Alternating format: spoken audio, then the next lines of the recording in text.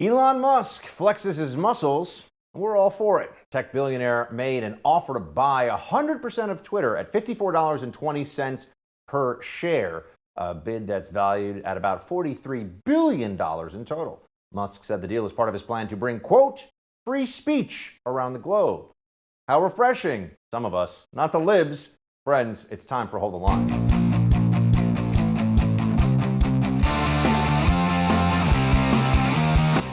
Welcome to Hold the Line. I'm Buck Sexton. In Elon we trust, at least insofar as you care about the First Amendment and the future of free speech on the internet. The libs are in meltdown about this. We'll get to it in a second. But the world's richest man has decided that the censorship and the bullying of the left via the Twitter platform needs to stop. And so he's trying to do something about it. So Elon Musk is going all in to try to buy this. Now, they're going to stop him if they can. They're circling the wagons in a bunch of ways to stop Elon from being able to actually own Twitter. Here is his SEC filing. I invested in Twitter as I believe in its potential to be the platform for free speech around the globe, and I believe free speech is a societal imperative for a functional democracy. However, since making my investment, I now realize the company will neither thrive nor serve this societal imperative in its current form. Twitter needs to be transformed as a private company. My offer is my best and final offer, and if it is not accepted, I would need to reconsider my position as a shareholder. Twitter has extraordinary potential. I will unlock it. I mean, this should be absolutely fantastic, right? Anybody who believes in free expression, the free exchange of ideas, should see this and say to themselves, well, this is great. You've got the world's richest man, who's really a genius, let's be honest, built Tesla, SpaceX. This guy's an incredible visionary. And he's not a dogmatic right-winger by any stretch. He just believes in the free exchange of ideas. He realizes how important that is for a free and functional society. And yet the left is angry about this, and some on the right, or people who pretend to be on the right for the amusement of the left. For example, the Washington Post, which is owned by a billionaire, worth noting, because all these people are upset about a billionaire trying to buy Twitter, but a billionaire owns the Washington Post, and the Sulzberger family that owns the New York Times billionaires, Carlos Slim, who invested and owned, I think, about 20% of the New York Times until pretty recently, billionaire. That's all fine, of course, right? Those billionaires are good. George Soros investing money all over the country in social justice causes, even in DA's races, so that you can have district attorneys who let career violent criminals out because, you know, justice or something. Those are the good billionaires. Max Boot, former Republican, now somebody who does this self-debasing nonsense of, I'm a right-winger who only criticizes Republicans. He wrote on Twitter, he's a moron, I'm frightened by the impact on society and politics if Elon Musk acquires Twitter. He seems to believe that on social media, anything goes. For democracy to survive, we need more content moderation, not less. Content moderation is a fancy way of saying censorship. Because you see, no one is arguing, and nor does Elon Musk argue in favor of you can make death threats, or there should be pornography on Twitter, or there should be doxing of individuals' private, phone numbers, home addresses on Twitter. No one's arguing for that. Here's what we are arguing. You should be able to say that a man can't become a woman because it's true. You should be able to say that mask policies, mask mandates, masking up does not work to stop COVID because it's true. You should have been able to share, whether openly or through direct message, the Hunter Biden laptop story because it was true. That's what we're really fighting over here, and everybody knows it. But they go, oh, we need more content moderation or else it's just going to be anarchy on Twitter. I'm sorry. Whatever happened to Twitter is a private company. It can do what it wants. They're going to change their tune on that really quickly. Look, the left has no principles. They have the pursuit of power. There is no core principle of the left other than that. Power. We must have it. We must will it. That is what the left thinks. However they get there is fine. And however much they abuse it is fine because the end is power in itself. Here you go. Here's allegedly a software engineer at Twitter. I think he might be a blue check, so it's probably true. I can't even with Elon buying Twitter, I may have to rethink my employment if that actually happens. Good, go. Destroy free speech somewhere else. Stop doing it at a place that was built was built on the promise that it would be a platform for free speech. And it has betrayed its users, and it has betrayed its role in public discourse. Here is another person of the left, so upset. Pam Keith, lawyer, whatever. Dear Elon, blank off. Wow. It's great lawyering there. Your ego is way bigger than your judgment, and your money doesn't make you a decent leader of a damn thing. You run a racist company, and I will never let my words drive your bottom line. I'll be doing all I can to convince liberals not to buy your stuff. I don't even know who this person is. Never seen or heard of her before. No one cares. But it's just interesting to see inside the mind of these leftists. I'm angry that Elon's going to buy a company, so let's call him racist. Call him racist? Why? Oh, just because they're trying to smear him, because they're angry at him. Because Twitter has become this little toy that the left gets to use however it wants. And it pretends that it's going to share with the other side, with Republicans, with conservatives, with just free speech in general, but it doesn't. They like this game. They like it rigged, just like they like their elections. Just like they like their election. Here's college professor, a very sane fellow, Wilfred Riley. He writes, the wild thing about the potential Musk takeover of Twitter is that no one even pretends Elon is a movement conservative who will censor leftists or normies. The argument is wholly that he will stop other censorship that they like. And that is exactly the point. They don't worry. There's no concern that leftists are going to be booted off the platform or the Democrats are going to be silenced. No. They can't handle a fair game. That's the point. The notion of a fair platform where ideas can be shared and people can say, hey, your idea is stupid, or hey, this is true whether you like it or not. The left can't handle it. And it's in part because think of some of the positions that they take. Completely indefensible, absurd. The Biden administration, for example, claims that it's a good idea to deal with inflation, just have the federal government spend $5 trillion more. That's crazy, right? Well, how do the American people find out that it's crazy if when you start to make your case on Twitter, they shadow ban you, they throttle you? Or even worse, if you say that Rachel Levine, the member of HHS, who just got some Woman of the Year award, and then the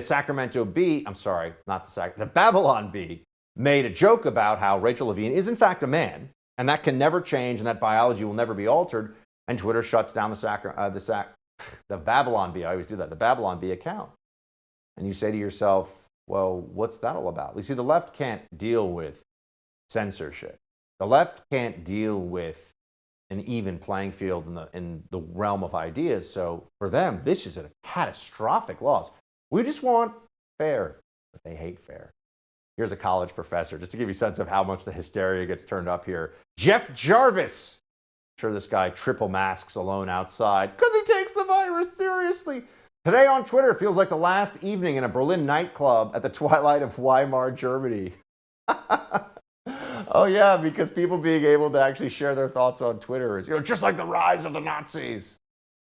It's amazing, isn't it? Even if Elon, look, they're going to do everything they can. The DOJ is now investigating Tesla for regulatory issues. Oh, I'm sure that's a coincidence. And they're going to circle the wagons here. The Democrat-aligned corporate media, they're going to do everything they can to stop this buy. And I think right now the odds are probably against Elon being able to buy it. That all said, they've showed everybody beyond a shadow of a doubt who they are. They are speech censors and suppressors because their ideas suck. They can't defend them, so they have to cheat in terms of the platform, the battlefield. That's the way this goes. All right, when we come back, we'll have more on Elon's efforts here to acquire Twitter and the implications that it has with former Facebook employee and research fellow at the Heritage Foundation, Kara Frederick. First, I want to talk to you about protecting your online data. A lot of companies promise your privacy is guaranteed. That's not true. That's why you need a new privacy and cybersecurity application tool called Secure. It's spelled S-E-K-U-R. Secure is using proprietary encryption and offering secure instant messaging and email. With Secure, all of your communications based on servers and data centers hosted in Switzerland without using any of the big tech platforms. Privacy is a big issue. Without real security, people can read your emails, messages, even your bank information. Secure takes care of that. You can send emails to your doctor, banker, lawyer, anyone else with total confidence you're not being spied on by your internet provider or big tech.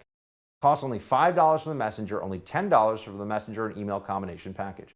Go to secure.com and take back your privacy today. That's SEKUR.com and use promo code BUCK for 25% off.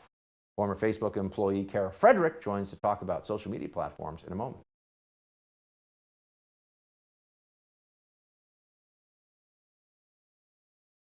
With Elon Musk potentially taking over Twitter, conservatives and free speech advocates can breathe a sigh of relief, but people across the aisle are starting to sweat.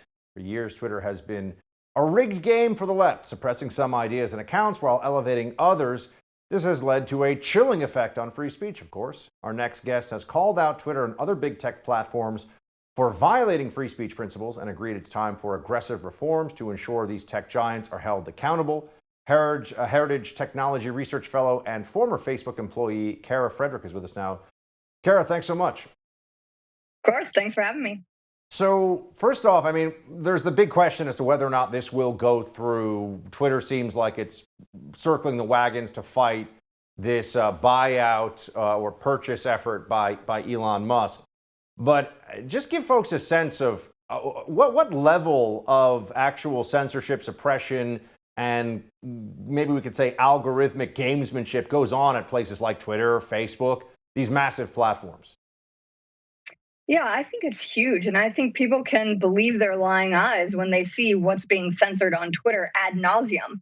You have Representative Jim Banks saying a man is a man and a woman is a woman. You have the Babylon Bee most recently saying Rachel Levine is our man of the year. Now she identifies as a woman, so that's verboten. You have examples over and over again. I see that the predominant one is the Hunter Biden laptop.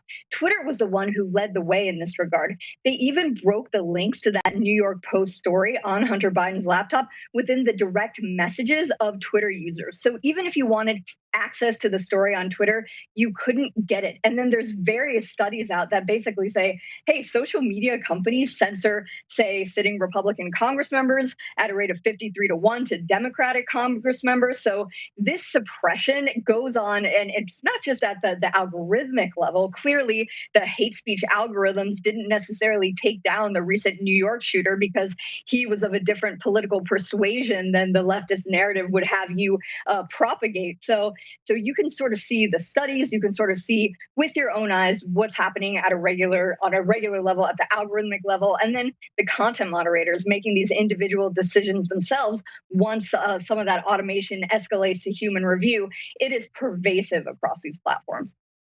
Here was a tweet from Elon just last month. Free speech is essential to a functioning democracy. Do you believe Twitter rigorously adheres to this principle? He put out a poll here. 70% said no. Now, you could say, well, this isn't scientific. It's a skewed poll, whatever the case may be. But I just have to wonder, how could anyone think that Twitter is actually even trying to be a free speech platform? Put aside all the obvious violations of that principle, like the suppression of the Hunter Biden laptop, and you can't say things about masks. You can't even share studies about masks, all these different things that are out there. They're freaking out because a guy wants to buy Twitter to make sure that everybody has free speech rights on Twitter. So how could it be anything other than a suppression platform? Exactly. This exposes the lie. Remember when Twitter was first created and they said they wanted to be the free speech wing of the free speech party?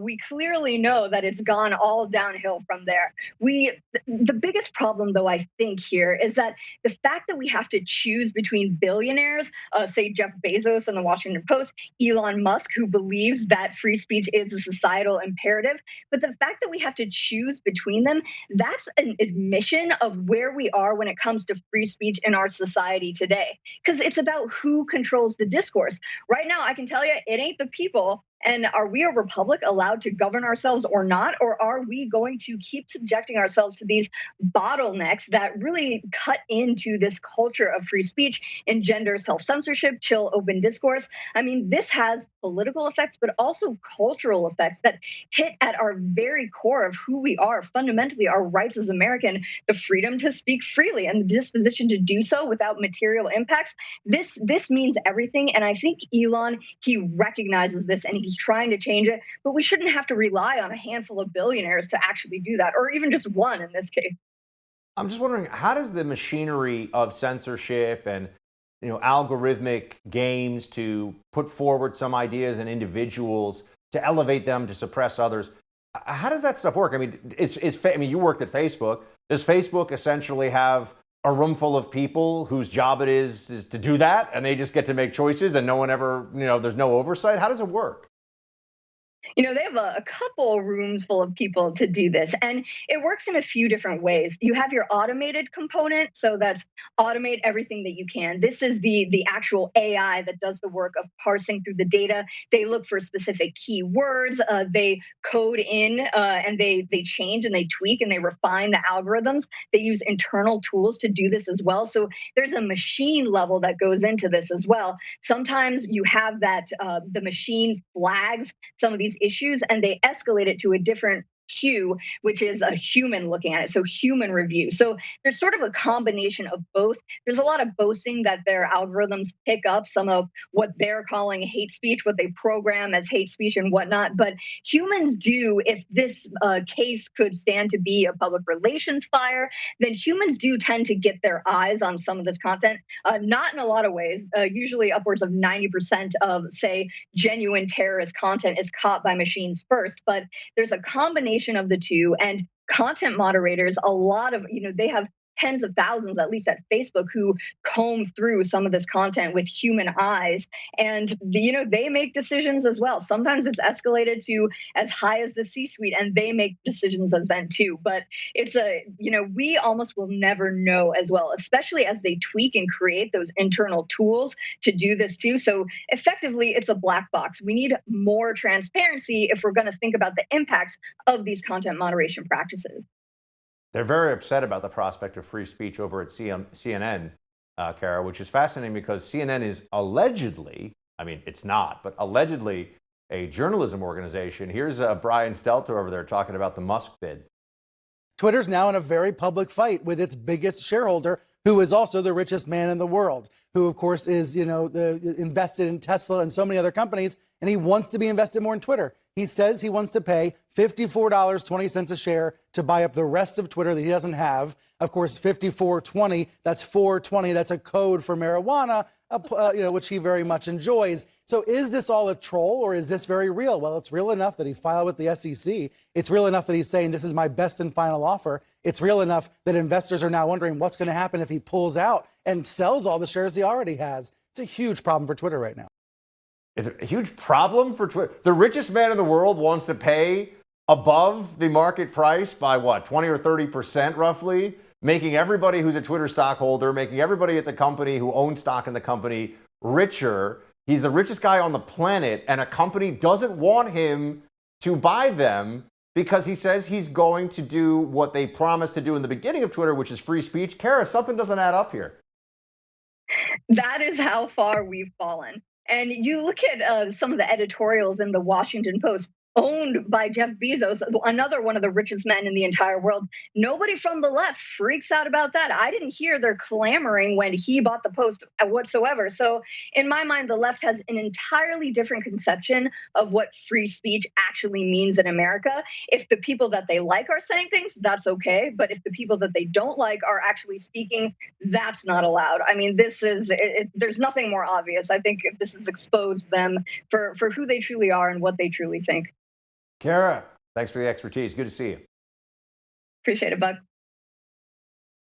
Residents of China's largest city, Shanghai, remain locked down this evening despite the fact that brutal public health measures aren't working. What exactly is the Chinese Communist Party trying to achieve here? Independent journalist Jordan Schachtel has some theories. He'll join us next. Let's talk about protecting your most valuable asset, your home. Look, I'm skeptical, so when I started hearing about home title theft, I figured, how is that even possible? Some cyber thief forges your signature on a quitclaim deed and acts like they're the new owner of your home, takes out loans against a home that they pretend to own?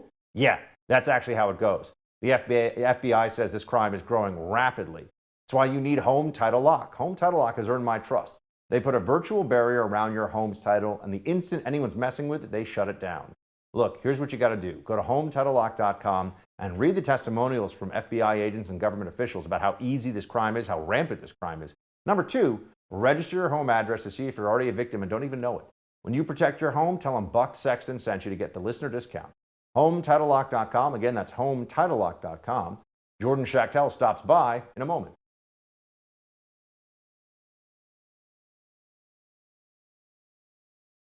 Despite the world's most harsh lockdown in the city of Shanghai, the public health measures don't appear to be having the intended effect. Not a surprise.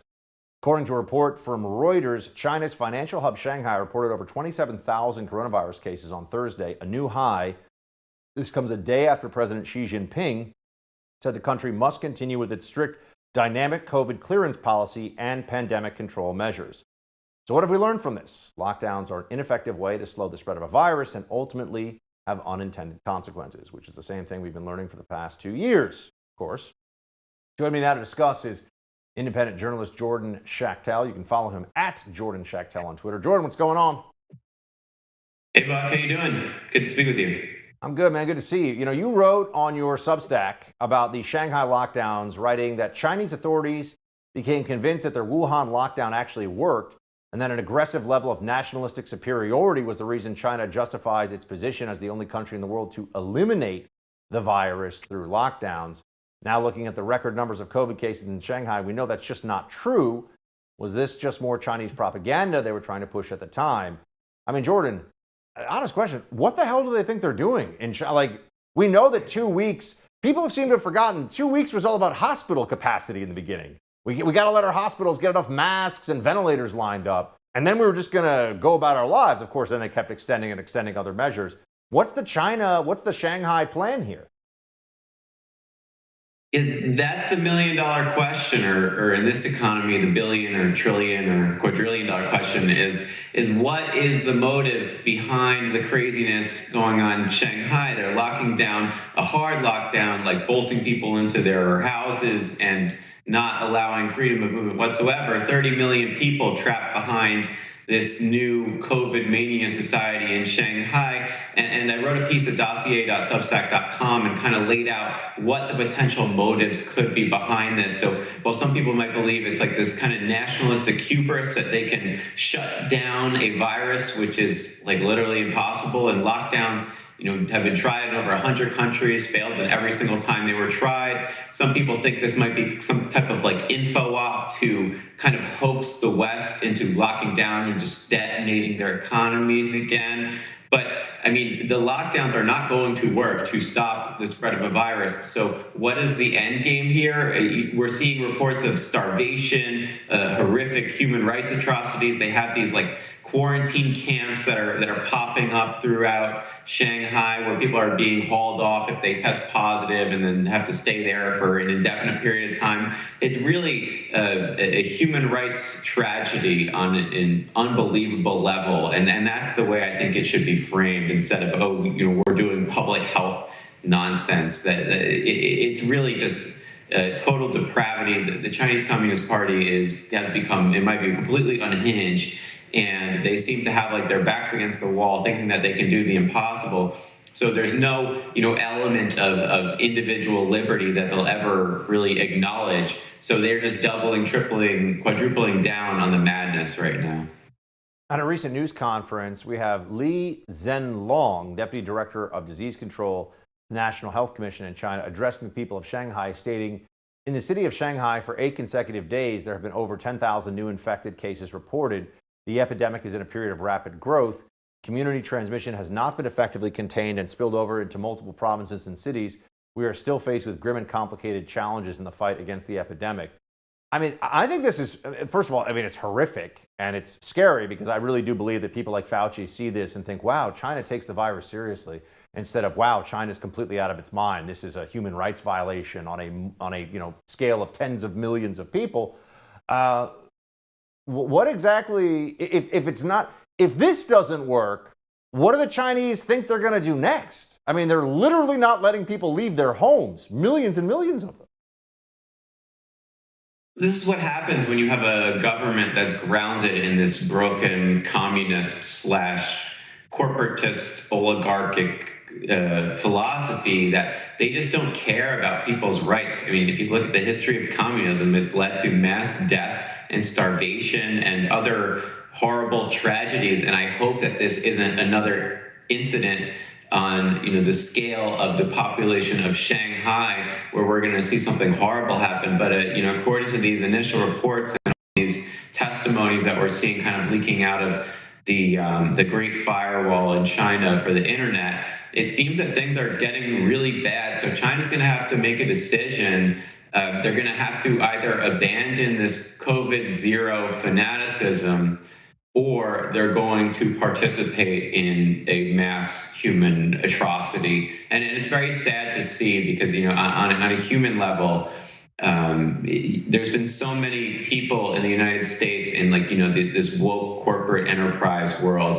that have been telling us to model ourselves after China. Same thing with these so-called public health experts that have been telling us that, oh, China's doing everything right. Well, here what we're seeing in Shanghai is a complete atrocity, a complete tragedy. And I hope it wakes a lot of people up into the horrors that can come from a top-down tyrannical society like what you're seeing in China right now. And can I just add to this, Jordan, that if what China is doing, which is a true lockdown, I mean, like a prison lockdown, which is where the term comes from. You cannot leave your cell. In this case, your cell is your home.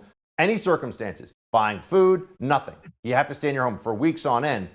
If that doesn't effectively stop the spread of this virus, they've got, they said 10,000. I've seen it's more like 25,000 cases a day in Shanghai, new cases every day.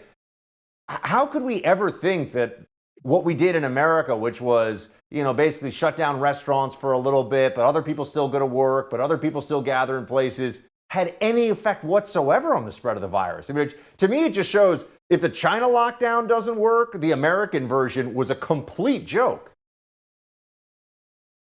Yeah, that's the thing, is that what worries me is that, they're going full Pyongyang style here. And if they manipulate the numbers again, like they did the last time, they'll essentially, their message to the West, like what we saw in Wuhan, was like, oh, the lockdowns work. And if you guys can't do it as well as us, that's because China's superior to you. So I hope people don't get baited into another type of info op situation where China manipulates its numbers, claims to have 0 cases, even though we know that's basically impossible. They've been claiming that for 2 years, that they've had no COVID cases. So I think that's the big worry, is that people like Fauci and the public health establishment are going to attempt something like this, maybe not on the craziness, the level that they're at in Shanghai, but I think they're certainly going to try to attempt something like that. So people have to keep an eye out and be very skeptical about China's numbers. I hope they end the lockdowns, and I don't care what type of propaganda they use to end them, but we should absolutely not adopt this insanity. By the way, going into the midterms this fall, do you think that blue states back here in America are going to try to ramp up these restrictions again? Or do they recognize, even if they don't admit it, that it does nothing, that it's politically not going to fly anymore? Who knows? When you introduce this fear element, especially like these sheep that have been quintuple vaccinated, I think they'll just do anything that the government tells them to do. You already see in Philly, they're restoring the indoor mask mandate. I know that there's still a lot of maskers all throughout the blue states that wear masks outdoors to sport their new religious cloth item. It's very difficult to tell. What I can tell you is that here in Florida, there's absolutely no way, and I'm very happy about that. And thank goodness we have Ron DeSantis here. But for the midterms, I would expect some political action related to the coronavirus. They love the mail-in ballot stuff. So if there's a scary virus out there, it's another good reason to kind of manipulate the system and make it more difficult to make it transparent. Jordan Schachtel, good to see you, sir. Thanks for being with us. Thanks again. It looks like high prices and out-of-control inflation are taking a heavy toll on Joe Biden's popularity. New poll showing only 33% of American adults approve of the president's job performance. When we come back, the founder of the Douglas Society and First TV contributor Rob Smith is going to help us break down the latest numbers. Right now, I want to tell you about our newest sponsor to hold the line, the Silencer Shop. I'm a big supporter of the Second Amendment, as you know, and for many gun owners, using a suppressor is a must. It protects your hearing. And they improve accuracy because it minimizes recoil. It's also just a more comfortable shooting experience. Suppressors are 100% legal in 43 states. So if you want to practice safe, accurate shooting and protect your ears, suppressor is the way to go, and you got to go with Silencer Shop. They have a variety of suppressors starting at just $365. My friends at the Silencer Shop are the industry leaders for suppressors. They're a Texas-based company, and they excel at customer service, okay? Their customer reviews are amazing. On Trustpilot, Silencer Shop has an average ranking of 4.9 out of 5 stars based on over 25,000 reviews. You can trust these guys. Get more details online at silencershop.com or on Instagram at instagram.com/silencershop. Shop now, silencershop.com. We'll be right back with more Hold the Line.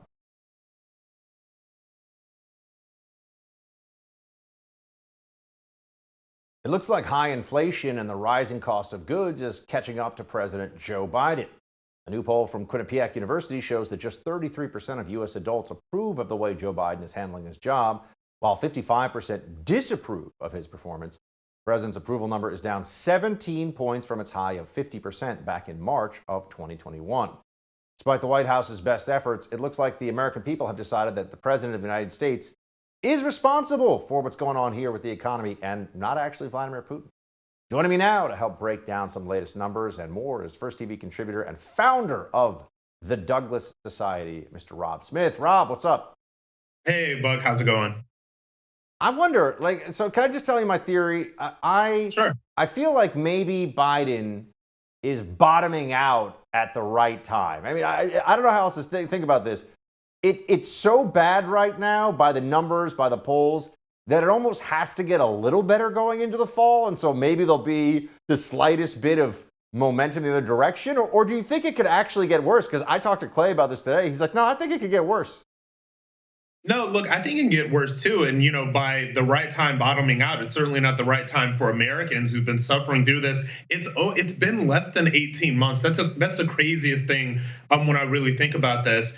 And, you know, what I think about a lot is I think about kind of the juxtaposition between Biden and Obama. I was a liberal during the Obama years, but I wasn't quite paying too much attention to what was going on. And I think the difference between these years and those years is that then you really at least had somebody that could go out and sell this. You had somebody that it was very easy for the entertainment industry and Hollywood and all of that stuff to sell this fairly charismatic figure who was destroying the country at that time. But now you have Joe Biden and Kamala Harris who are not charismatic, who are not beloved by Hollywood or the media or any of the usual suspects that kind of prop these people up. And so I think that the general public is just more open to seeing the failures.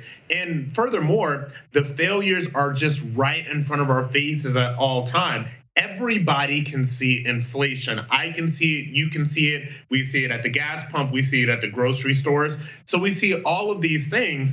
And there's also something that the mainstream media cannot hide. And that is video after video after video that goes kind of semi-viral on Twitter, on the internet, of Joe Biden looking confused, looking like he doesn't know where he's at. Not being able to read the teleprompter, saying words that are not words. So we see all of these things, and it is not instilling confidence in the American people that we have a strong leader in charge right now. I want you to take a look at this one, Rob, and just tell me what you see here in terms of how you think this breakdown's happening. Are young people turning on Biden? This is approval by age group. 18 to 34-year-olds, only 21%. You see, the older you get, the better Biden's approval seems to get, which seems a little bit strange. Why are those 18 to 34s, and obviously that's including a lot of Democrats, so anti-Biden? I mean, do you think it's just because, I've got a theory. I'll throw this out to you. There are people who are too old for the jobs that they have now in politics. All right, Dianne Feinstein, there's apparently stories going around now that she's literally incapable of doing her job in the Senate, and her staffers essentially actually do everything, and she's just a figurehead. I mean, she's not, almost non-functional in that role. I mean, Joe Biden's doddering around, looks confused. It's gotten. I think the younger people are saying this is weird. Do you think that's part of it, or what's going on here? I do think that that's part of it. And the Feinstein story is very interesting. I tweeted out about that earlier today. This woman is 88 years old. So we really need to start thinking about term limits. And we also really need to start thinking, honestly, about the ages of people that we are, putting in positions to be the highest power in the land. But that was the first time that I've seen that particular poll. It's very interesting to me because younger people are generally the ones that are the most susceptible and most open to the Democrat Party propaganda, which, like I said, goes through Hollywood, goes through music, goes through entertainment. It was very easy for them to sort of push some of these people on younger people in the past when they were, like I said, good enough to sell it. Joe Biden is not good enough to sell this. He's angry, he's mean, he's a confused old man, and younger people are going to be looking at this saying, this ain't it. And also, even though these younger people aren't as affected by the economy and inflation and gas prices as the older cohorts in that poll, they still see some of these things. And I think that for some of those younger people as well, the progressives are complaining a lot about Biden that he did not follow through on promises when it comes to things like student loan debt forgiveness, and climate issues and all of that stuff. Now, those are things that younger people, Democrats and progressives especially, believe in, and they are seeing Joe Biden as not following through on these things. So that may have something to do with some of these lower approval rates among that cohort. Another really interesting data set from within this Quinnipiac poll, Rob, was Biden doing worst among Hispanics. His support among white people was 31%, black people 63%, Hispanics 26%. What do you think's driving that? Okay, so here's the thing. Democrats and the left have this idea that every Latino voter, every Hispanic voter has a lot in common with these illegal immigrants that they're trying to push across the border and sell socialism to, right? That is a fundamental miscalculation. You want to talk to some Cubans in Miami about socialism and communism, about how much they hate it. And so the Hispanic community is really rejecting these things. I think that what they're also rejecting is the wokeness. Now, we talk a lot about how woke the far left Democrats have gone in terms of African Americans with the BLM stuff and all of that. But when it comes to Hispanics and Latinos, they want to kind of redefine their language. They want to say Latinx, and they want to say all of these things that are not ways in which Hispanic and Latino Americans speak outside of far left-wing Latino activists on Twitter. So I think Hispanics are seeing these things. They're seeing this sort of fundamental betrayal of the values that they hold dear by the left, and it's really turning them away. Do I think that it's sending them into the arms of Republicans? I'm not entirely sure that that's true, but I know that Democrats are really, really missing the boat on Hispanics right now, and there's a real opportunity for conservatives and Republicans to go to this community, to speak to them like Americans, like human beings, and just put facts on the table instead of all of this woke far left pandering. They do not want to be called Latinx. Nobody says that. Rob, you know, there's another thing that they got that's a problem going into this election cycle. Prices stuff, which, you know, there's a lot of spin you can do about things, right? Oh, no, the crime's not our fault. Oh, no, the border is secure. We're going to make it better. You know, we're great on foreign policy, whatever, right? The Democrat media is going to say what they're going to say.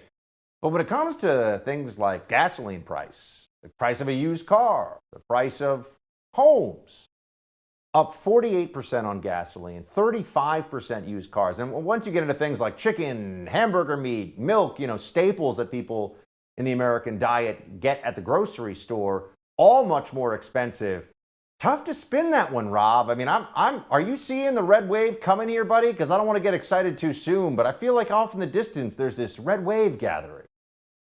You know, I do see it. And, you know, I always sort of, I don't want Republicans and conservatives to get sort of like too cocky or too overconfident about this, but every single indicator that we're seeing indicates that there is going to be a red wave in Congress. But the question is, when we get this red wave in Congress and possibly take back the Senate, are the people that we elect going to actually wield this power in ways that are going to make the lives of the average American any better?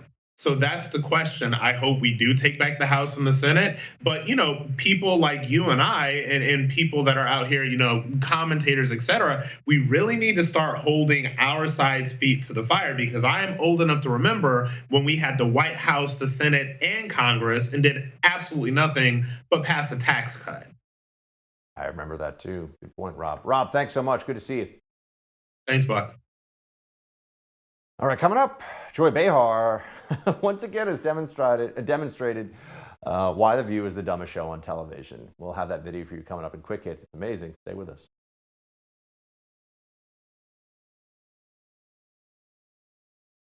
Joy Behar proves once again that ABC's The View is in fact the dumbest show on television, and new text messages from Hunter Biden's laptop suggest he was kicking up money to the big guy. We all know who that is, right?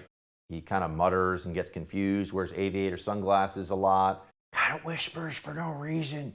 We got those stories and quick hits. Let's get to it. First of all, look, I mean, The View is amazing. if you told me that I had to pick between Brian Stelter on CNN or The View in terms of content that the right can use to ridicule these stupid ideas and many of the stupid people on the left, it is tough. That is a challenging decision that one might have to make. But this definitely pushes it more in favor of The View, and specifically Joy Behar, who has somehow paid millions of dollars to say incredibly ignorant, often vicious and stupid things on television, on network television, for reasons that God knows why.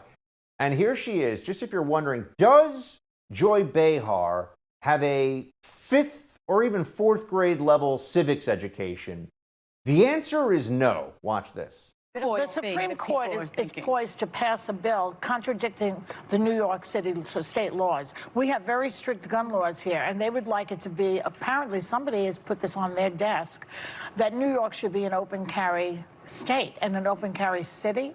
With all of the density in this city, they want people running around with guns. People, middle-class people, will be leaving in droves if that happens. The Supreme Court is set to pass a bill, she says. And it wasn't a moment of misspeaking. She says it and keeps going because she thinks the Supreme Court passes bills, apparently. Yeah. And then, her Second Amendment,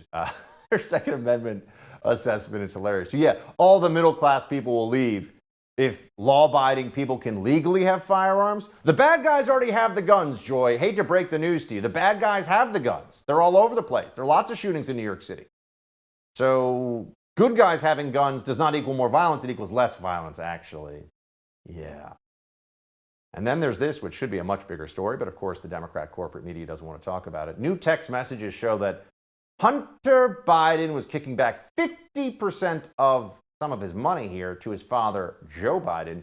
The New York Post reports Hunter Biden's access to lucrative financial opportunities also came with expectations, including kicking back as much as 50% of his earnings to his dad, text messages on his old laptop show. I hope you can all do what I did and pay for everything for this entire family for 30 years, Hunter Biden groused to daughter Naomi in January 2019. It's really hard, but don't worry. Unlike Pop, I won't make you give me half your salary. Pop, of course, within the Biden family context, is a reference to Joe Biden. Now, how long do we think they'll be able to cover up the fact that the Biden crime family was selling influence and access to Joe Biden as vice president, to Joe Biden as a senator, I'm sure, before that, and now Joe Biden as president? His son is making glorified finger paintings for $50,000 a pop, and we can't know who's buying them, okay? The corruption is out in front of us. It's very obvious. And they try to create this world where Joe Biden's such a nice guy, good old blue-collar Joe. You can trust him. He rides the Amtrak. He rides the choo-choo all the time. No, I'm sorry. The Bidens somehow have a portfolio of multiple properties worth millions and millions of dollars. The guy's been a public bureaucrat his whole life. Where's all this money come from? Oh, maybe his son getting millions of dollars from Chinese businessmen, millions of dollars from Ukrainian businessmen. For what, of course? Oh, the tighty-whitey clad, scarf-wearing, stripper-impregnating crack addict is a brilliant international businessman on the side. That's what we are led to believe. I don't think so. Jen Psaki, by the way, was asked here about the illegal immigrant situation. This is just great because this is going to get worse and worse, and they have no good answers about it. She says that illegal immigrants processed by Border Patrol are, in fact, free to travel wherever they want within the U.S. Watch. The first bus of migrants arrived in D.C. today. Texas Governor Greg Abbott making good on his promise to send migrants to the president's doorstep. I think you previously called it a publicity stunt. Is that still the view of the White House? Can you give us any reaction to this busload of migrants arriving here in D.C.? Well, these are all migrants who have been processed by CBP and are free to travel, so it's nice the state of Texas is helping them get to their final destination as they await in their outcome of their immigration proceedings, and they're all in immigration proceedings. Oh yeah, they're going to show up for those immigration proceedings? Good luck with that. That's it for tonight's Hold the Line. The No Spin News with Bill O'Reilly is next. Shields high.